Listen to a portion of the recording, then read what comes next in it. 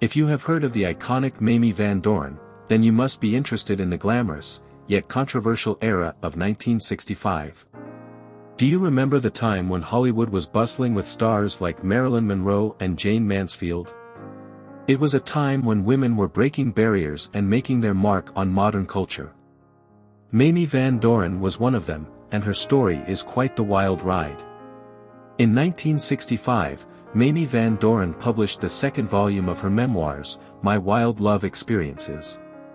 It was a follow-up to her best-selling first installment, I Swing, which sold out 10 days after it hit the stands. In this memoir, Van Doren dished up a series of raunchy vignettes from her life, providing helpful tips on love, sex, and how to get a man. Even though the title promised more raunch than it delivered, it still gave us a glimpse into the mindset of a woman who knew what she wanted. Van Doren knew she was beautiful from the age of 11 when men started giving her the eye and complimenting her assets. She was learning about womanhood from her mother who would not wear a bra or panties. Her mother gave Van Doren a long lecture about her appearance, which ignited the fire within her to make something of herself in Hollywood. And she did just that, she became a star.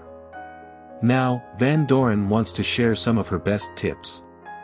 Unfortunately, most men are no charmers, but even so, she has some advice to offer. What kind of man would she like, you ask? Well, she has a type, and she's not afraid to share it.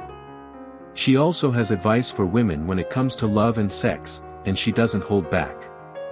The most exciting part is still ahead, so let's immerse ourselves in the images and reminisce about that era. Let's take a trip back in time and savor history through these photos.